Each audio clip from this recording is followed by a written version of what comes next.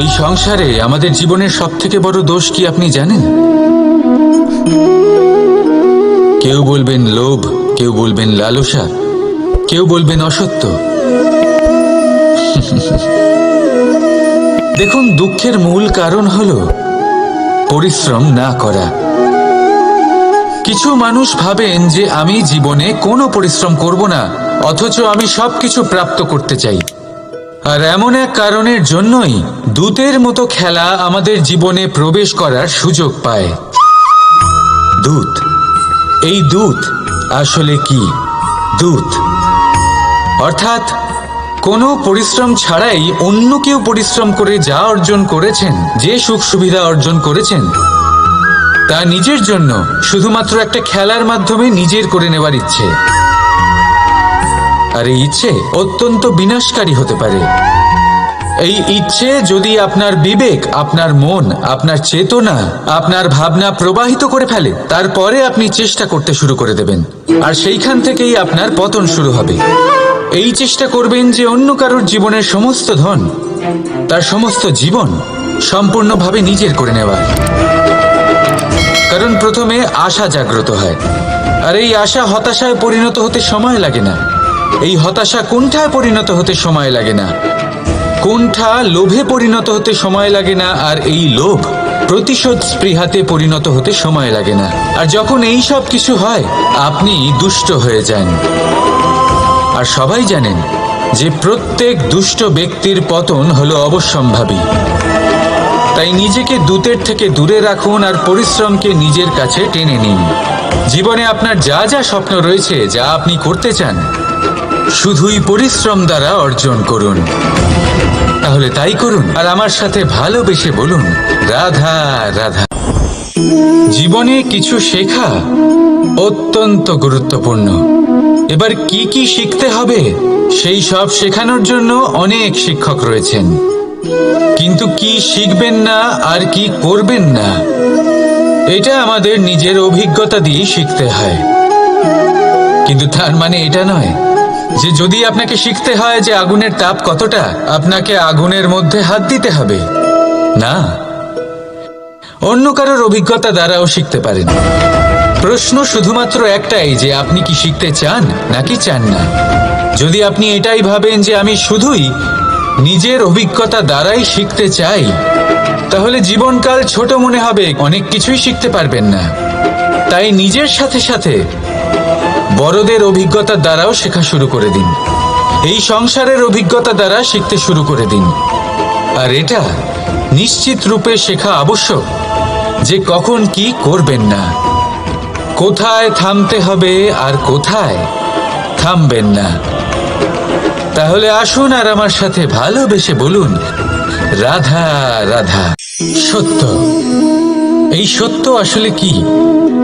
কেউ বলবেন যা অসত্য নয় তাই হলো সত্য, কেউ বলবেন সেটা যার ভিত্তিতে আমরা বেঁচে আছি তাই হলো সত্য।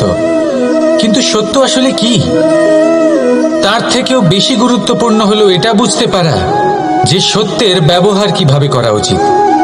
যদি আপনার কাছে সত্য থাকে বা আপনি সত্য জেনে থাকেন আর আপনি তার ব্যবহার করেন, সদ্ব্যবহার করেন সংসারের জন্য, তাহলে আপনি এই সমস্ত সংসারের অনেক ঊর্ধ্বে চলে যাবেন। কিন্তু যদি আপনি সত্য জানেন আর তার দুর্ব্যবহার করেন, তাহলে আপনি সমস্ত সংসারের পক্ষে ক্ষতিকারক হয়ে উঠতে পারেন।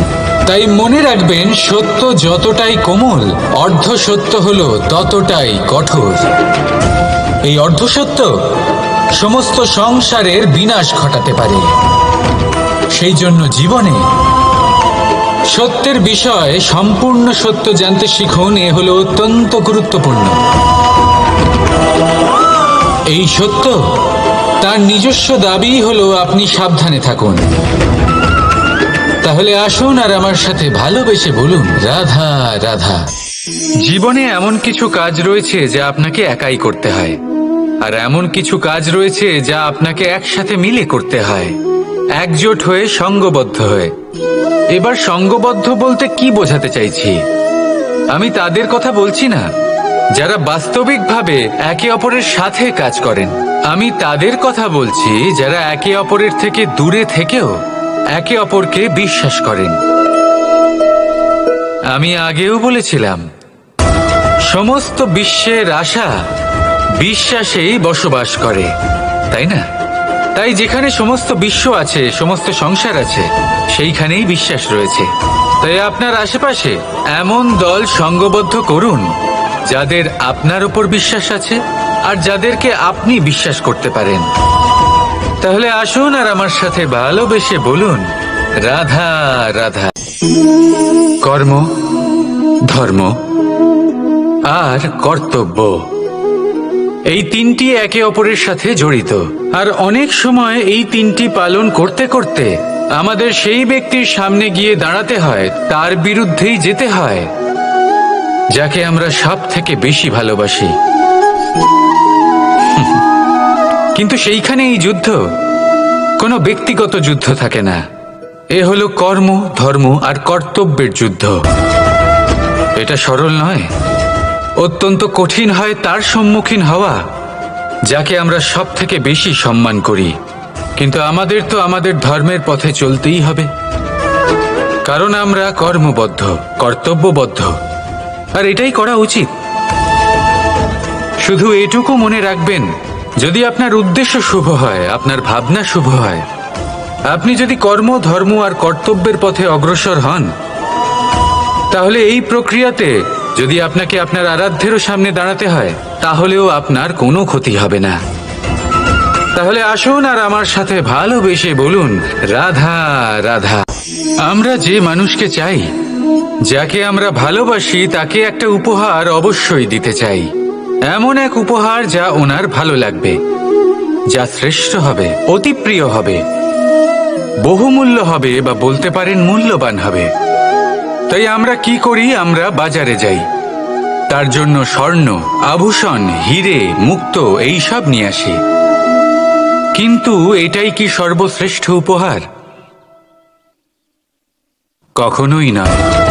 সর্বশ্রেষ্ঠ উপহার হলো স্বাধীনতা, তাকে নিজের মনের মতো বাঁচার স্বাধীনতা। যদি আপনি কাউকে স্বাধীনতা না দিতে পারেন, তাহলে সে কোথাও না কোথাও বন্দী হয়ে যায়, তার বিকাশ কোথাও না কোথাও আটকে যায়। কিন্তু যদি আপনি কাউকে স্বাধীনতা দিতে পারেন, তাহলে আপনি দেখবেন ও সমস্ত সংসারকে, এই জীবনকে নিজের দৃষ্টিভঙ্গি দিয়ে দেখবে, বুঝবে যে কোনটা হলো উচিত আর কোনটা হলো অনুচিত। আর এটাই হলো সর্বশ্রেষ্ঠ। আর এবার যদি কাউকে স্বাধীনতার মাধ্যমে এত বড় একটা শক্তি দিতে পারেন, তাহলে আপনি আমাকে বলুন, এর থেকে বড় উপহার আর কি হতে পারে? আসুন আর আমার সাথে ভালোবেসে বলুন, রাধা রাধা। মানুষ এক অত্যন্ত বিচিত্র প্রাণী। পরিকল্পনা করে, ষড়যন্ত্র করে, প্রচেষ্টা করে, কাউকে পরাজিত করার চেষ্টাও করে। সাপকে একটা দড়ি মনে করে হাতে চেপে ধরার চেষ্টা করে, কিন্তু একটা কথা বুঝতেই পারে না, সময়ের এই সাপ, এটা হাতে চেপে ধরাই যায় না।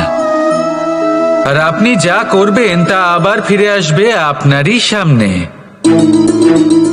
দেখুন, এতে কিছুই যায় আসে না যে আপনি কুম্ভকারের পুত্র নাকি কৃষ্ণের পুত্র।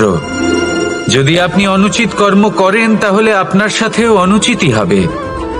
অশুভ কর্ম করলে আপনার সাথেও অশুভই হবে। কুরু বংশ অত্যন্ত মহান বংশ ছিল। এই কুরু বংশ কি হলো তার সাথে? একটা গোটা বংশ বয়ে গেল, কারণ ওনাদের উদ্দেশ্য অশুভ ছিল। অন্যদিকে 5 জন বনবাসী পাণ্ডব মহাভারত বিজয়ী হলেন, কারণ তাদের উদ্দেশ্য শুভ ছিল। তাই মনে রাখবেন, শুভ অগ্নি প্রজ্বলিত করবেন, শুভ তাপ সঞ্চার হবে। অশুভ অগ্নি প্রজ্বলিত করবেন, নরকেই জ্বলতে হবে। তাহলে আসুন আর আমার সাথে ভালোবেসে বলুন, রাধা রাধা। জীবন, এই জীবনের সত্য কি? জন্ম, যেখান থেকে জীবন আরম্ভ হয়, নাকি সমাপ্তি? মৃত্যু, যেখানে জীবন শেষ হয়ে যায়। জীবনের সত্য এটা নয়, সব কিছু এটা নয়। ভালো করে ভেবে দেখলে কিছুই যায় আসে না যে আপনার জন্ম কোথায় হয়েছে, কিভাবে হয়েছে। এতেও কিছু যায় আসে না যে আপনার মৃত্যু কোথায় হবে, কিভাবে হবে। যায় আসে তখন, গুরুত্বপূর্ণ হলো এটাই যে জীবন আপনি যাপন করেছেন তার উদ্দেশ্য কি ছিল, কি ভাবনা নিয়ে আপনি বেঁচেছেন। এখন যদি আপনি এমন কিছু করেন যার দ্বারা এই সংসার আপনার থেকে জীবন যাপনের প্রেরণা পেতে পারে, মৃত্যুর পরেও আপনার কর্ম দেখে তা স্মরণ করে জীবনে বাঁচতে শেখেন, তাহলে তার তাৎপর্য হলো আপনি নিজের কর্মের দ্বারা, নির্বাচনের দ্বারা অমর হয়ে গেছেন। দেখুন, জীবনে দুশ্চিন্তা করা হলো বৃথা, মৃত্যুর ভয়ও হলো বৃথা। কারণ আত্মা কখনো মরে না, তাকে কেউ শেষ করতে পারে না, না কাল, না মৃত্যু, আর না সময়। যদি এমন কিছু থাকে যা আপনার আত্মাকে শেষ করে দিতে পারে, তাহলে তা আপনারই নিজের দুষ্কর্ম। তাই এই যে জীবনকাল আপনার কাছে রয়েছে, তাতে শুধু শুভ কর্ম করুন, দুশ্চিন্তা করা ত্যাগ করুন। এমন কর্ম করুন যা দেখে সংসার উচিত পথে চলে আসবে, শুভ কর্ম করবে। যদি আপনার মৃত্যুর পরে সংসার আপনাকে স্মরণ করে শিক্ষা লাভ করে, উচিত পথে চলে, প্রেরিত হয়, তাহলে আপনিও অমর হয়ে যাবেন। আসুন আমার সাথে ভালোবেসে বলুন, রাধা রাধা। মানুষ অসুস্থ কেন হন? শারীরিক দুর্বলতার কারণে? না, মানুষ অসুস্থ হন তার মানসিকতার কারণে, তার বিবেকের কারণে, তার কর্মের কারণে, তার ক্রোধের কারণে। আর যখন কেউ সুস্থ হন, ঠিক হয়ে যান, তার মানে এটা নয় যে শুধু ওষুধের জন্য তিনি সুস্থ হয়েছেন। না, এটা কারোর তার প্রতি প্রেমের প্রভাব, বিশ্বাসের প্রভাব, সম্বলের প্রভাব। শুধুমাত্র ওষুধ দিয়ে কিছুই হয় না। যদি মনে প্রেম থাকে, বিবেক থাকে, বিশ্বাস থাকে, সম্বল থাকে, তবেই সেই ওষুধ কাজ করতে পারে। তাই মনে রাখবেন, এই জীবন হলো অত্যন্ত ছোট। মনে প্রেম ভাব রাখুন, মিত্রতা করুন, শত্রুতা নয়। ভালোবাসুন, বিদ্বেষ নয়। আর এই ভালোবাসার সাথেই বলুন, রাধা রাধা। সংসারে সব থেকে বড় শক্তি আসলে কি? কেউ বলবেন শারীরিক শক্তি, কেউ বলবেন অস্ত্রের শক্তি, কেউ বলবেন জ্ঞানের শক্তি। ঠিক আছে, কিন্তু যদি আমি বলি সংসারের সব থেকে বড় শক্তি হলো শক্তি কোনো এক তথ্যের, আগে হ্যাঁ, তথ্য। এই তথ্য নিজেই কিন্তু খুব শক্তিশালী, অত্যন্ত শক্তিশালী অস্ত্র হলো এই তথ্য। আর সত্যি বলতে, অনুচিত তথ্যের থেকে অনেক বেশি ঘাতক হলো অসম্পূর্ণ তথ্য। যেরকম আজ শাম্ব রুক্মির সাথে করেছে, ওকে অসম্পূর্ণ তথ্য দিয়েছে, তার ফলে বিনাশ হলো। যদি এইভাবেই আপনার কাছেও কোনো অসম্পূর্ণ তথ্য আসে, আর যদি আপনি তা পরখ না করে দেখেন, যাচাই না করে দেখেন, আর নিজের কর্ম করেন, তাহলে উত্থানের বদলে আপনি পতনের সম্মুখীন হবেন। বিকাশের বদলে আপনার বিনাশ হয়ে যাবে। মনে রাখবেন একটা অত্যন্ত গুরুত্বপূর্ণ কথা, সঠিক তথ্য পাওয়া সঠিক তথ্য দেওয়ার থেকে অনেক বেশি গুরুত্বপূর্ণ। আশা করি এই কথা আপনি বুঝেছেন। জীবনে যখনই কোনো তথ্য আপনি পাবেন, সেই বিষয়ে ভেবে দেখুন, পরখ করে দেখুন, যাচাই করুন, তারপর নিজের কর্ম করুন। আর আমার সাথে ভালোবেসে বলুন, রাধা রাধা। কথায় আছে, যা কিছু অন্তর থেকে নিঃসৃত হয় তা অশুভ হয় না। অশুভ হলো সেই বোধ, সেই ইচ্ছে যা অন্তর থেকে নিঃসৃত হলেও কখনোই বিবেকের দ্বারা পরখ করা হয় না। এমনই একটা অনুভূতি হলো ক্রোধ। এই ক্রোধ আপনার বিবেকই হরণ করে নেয়, আপনার করুণা হরণ করে নেয়। আপনি ভাবনা চিন্তা করার যোগ্যতাই হারিয়ে ফেলেন। এবার যদি আপনি সংসারকে নিয়ন্ত্রণ করতে চান, ভবিষ্যতের ওপর নিয়ন্ত্রণ রাখতে চান, বর্তমানের ওপর নিয়ন্ত্রণ রাখতে চান, তাহলে প্রথমে নিজের ক্রোধের ওপর নিয়ন্ত্রণ করা শিখতে হবে। কারণ এই ক্রোধ আপনার বন্ধু নয়, এ আপনার শক্তি নয়, এ হলো আপনার দুর্বলতা।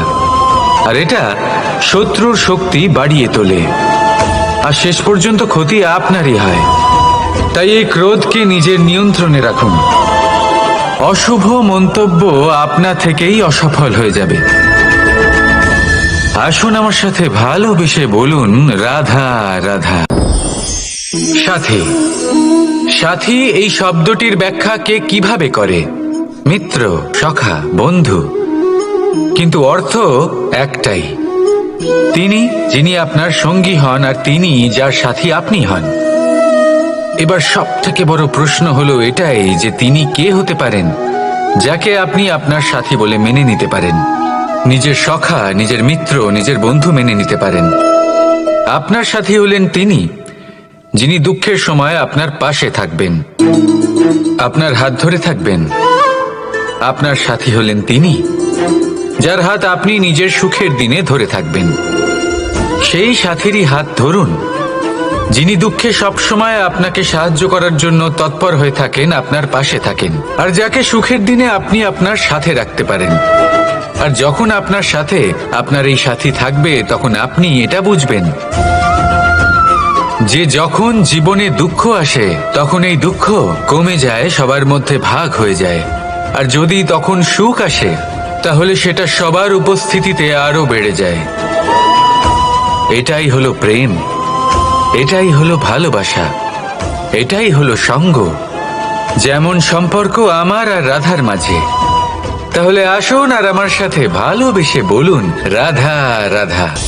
প্রেম এই সংসারে এসেছিল এই সংসারকে প্রেমের শিক্ষা দেওয়ার জন্য, এই জীবনের সুখের অনুভূতি আসলে কি তা শেখানোর জন্য।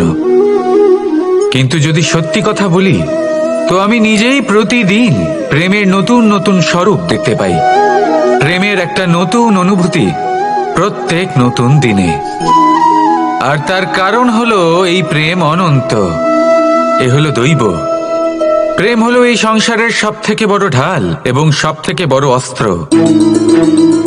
এই প্রেম ছাড়া না কোনো ন্যায় হয় আর না কোনো শাস্ত্র, না জীবন আছে আর না অন্ত।